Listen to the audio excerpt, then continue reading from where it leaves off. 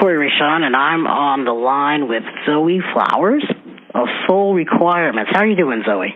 I'm doing well. How are you, Kori? I am fantastic. Okay, Zoe, if you were to describe yourself, how would you do that?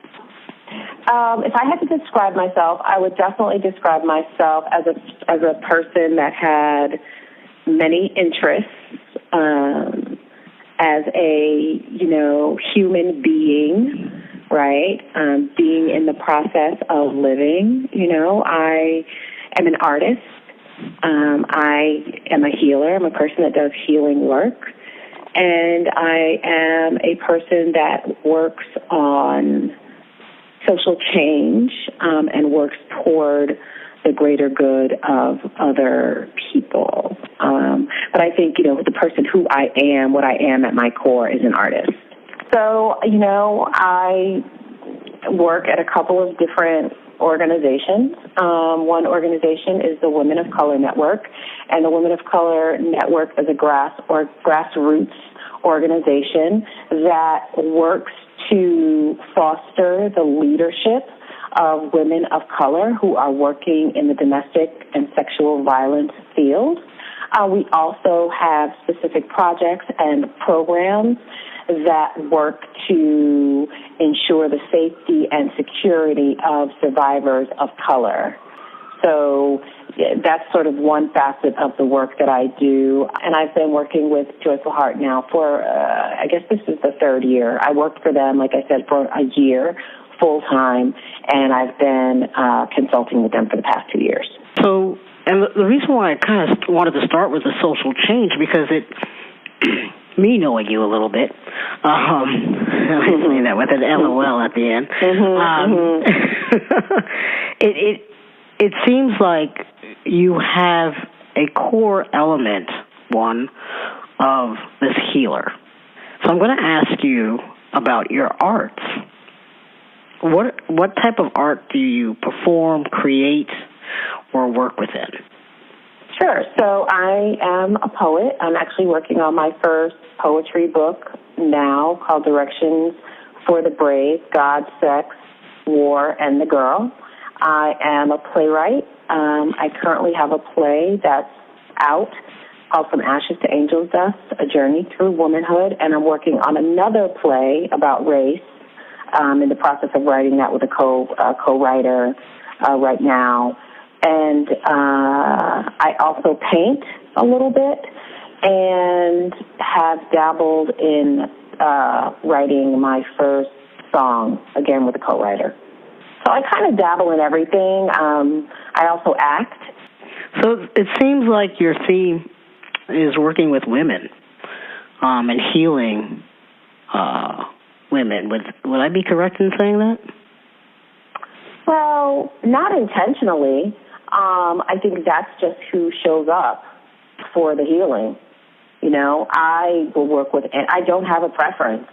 I work with whoever shows up.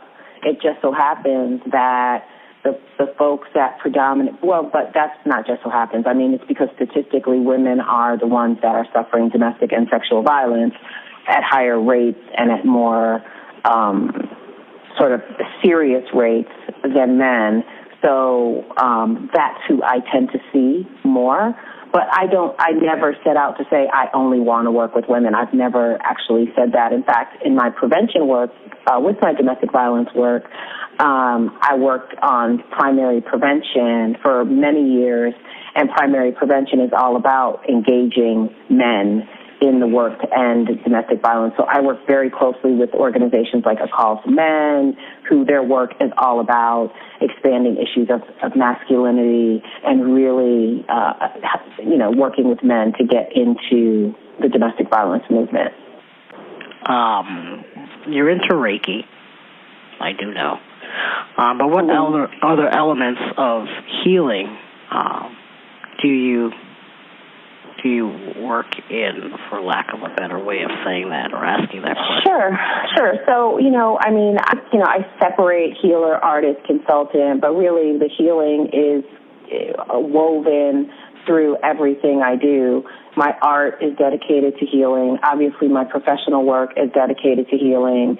And so the spiritual work is just another sort of deeper, newer way that my healing work is manifesting itself. So specifically, I do Reiki.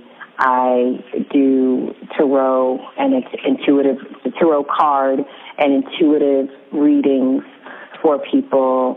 I make Reiki-infused essential oils and foot butters, like foot creams and things like that for people. I make spiritual baths for people on request. How long have you been healing? When did you discover your gifts? I've been healing for a really long time. I mean, as a child, I was advising people probably at like 10, having conversations with adults about how they need to love themselves first, and just these crazy conversations and these crazy things that would come out of my mouth, and adults would, look at me like, okay, you've been here before. They used to tell me that all the time, you've been here before, because that what's coming out of your mouth is not what comes out of, everyday 10-year-olds. Black Witch Chronicles. You are a part of that. And how did you get introduced to Black Witch Chronicles?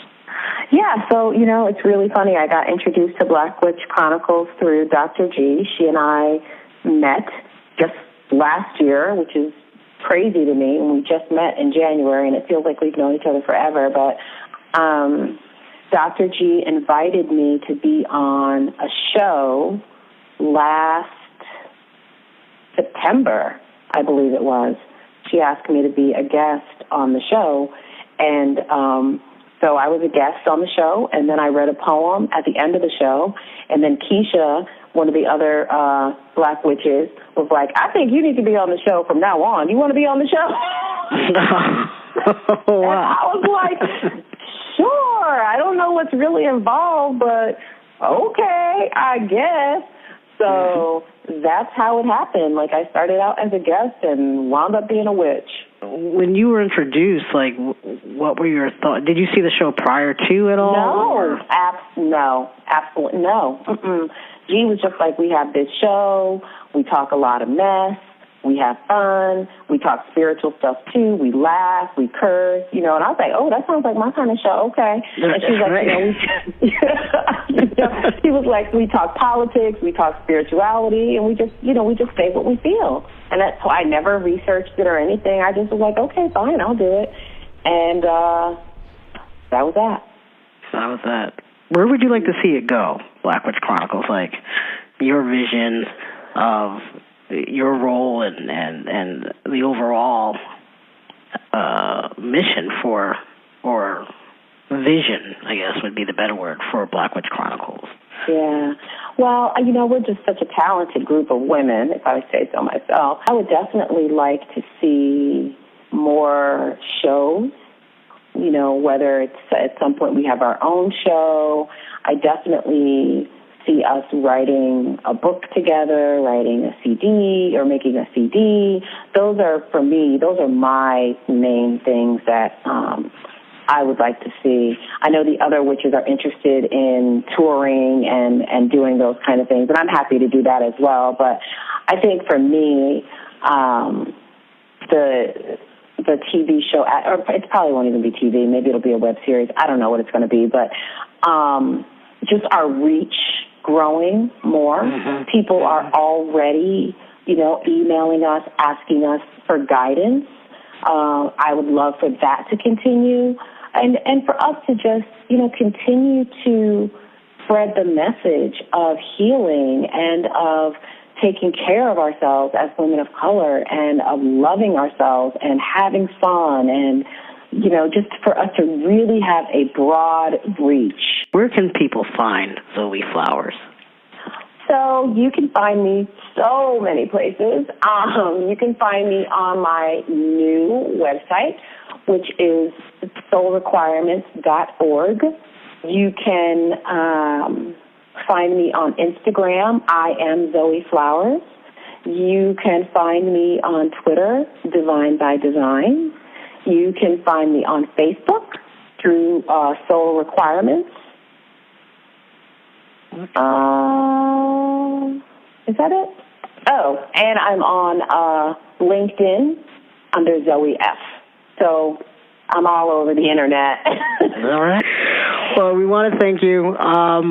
We're going to look out for you on Black Witch Chronicles as well, and ask people to they tune in every full moon, right? Is that correct? Yes. Look out for Black Witch Chronicles. You will find us. You can tune in every full moon, and you can also be a part of the show.